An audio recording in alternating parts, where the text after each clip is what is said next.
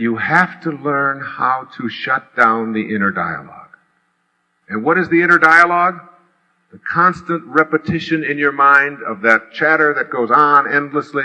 It is nothing more than your inventory of beliefs, all of which have doubt attached to them, and all of the things that you're offended by, and all of the judgments that you have. You have to shut it down. If you want to know God, as Melville said, the one and only voice of God is silence. You have got to know that deep within you, your mind is like a pond, like dropping a pebble into a pond. And you drop the pebble in, and at the surface are all the disturbances. And in your mind, that's the chatter. That's the endless repetition of the beliefs and the things that offend you and your judgments. Endlessly repeating, over and over and over again. You get to a place where you get peaceful.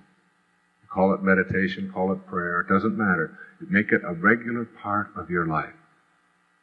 Blaise Pascal, the great French philosopher, once said that all of man's troubles stem from his inability to sit quietly in a room alone.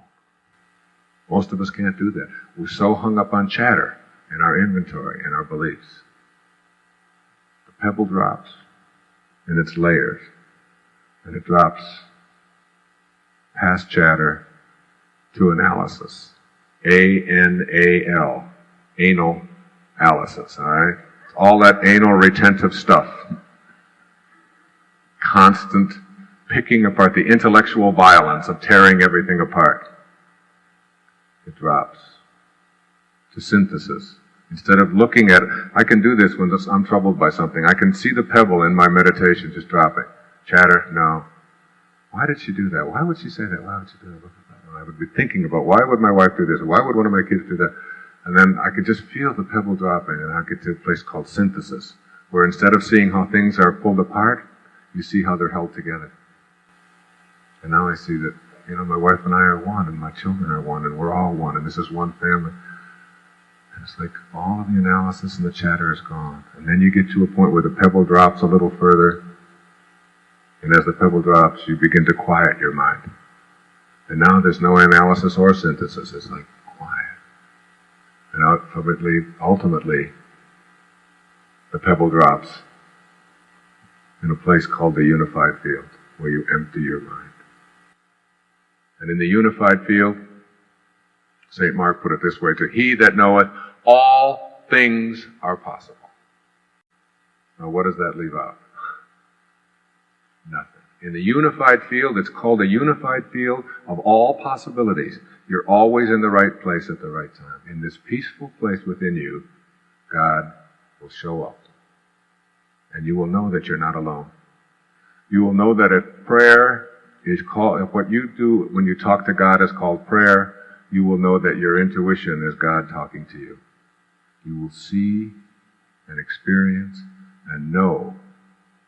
And as you do, you'll start observing in your life things that I call synchronicity, where you'll see that a thought that you have about someone or something will begin to be manifested. It will happen for you over and over again. Those things become a regular part of your consciousness when you get to the unified field. You'll be thinking about your sister, and all of a sudden, she will call, and you haven't talked to her in 5 years. You'll find yourself having these experiences, meditating your way through a tennis match. One time I was meditating my way through a tennis match, and I went for a ball that everyone said was impossible to get, and for sure I couldn't have gotten to it. It was hit so hard, and I just took off. And I was in that zone. I was in what they call flow, where you just get to this ecstasy place, which meditation gives you. And I just took off and left my body, it seemed like, and reached out and hit that ball and hit it back for a winner. And everyone turned around and said, "What happened?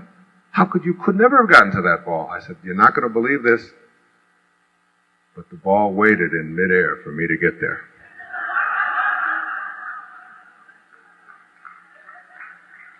You see, you laugh, and it means that there's still doubt there.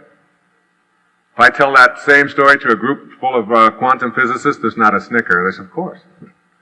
Because the mind is capable of anything, All things are possible, even moving mountains in the unified field.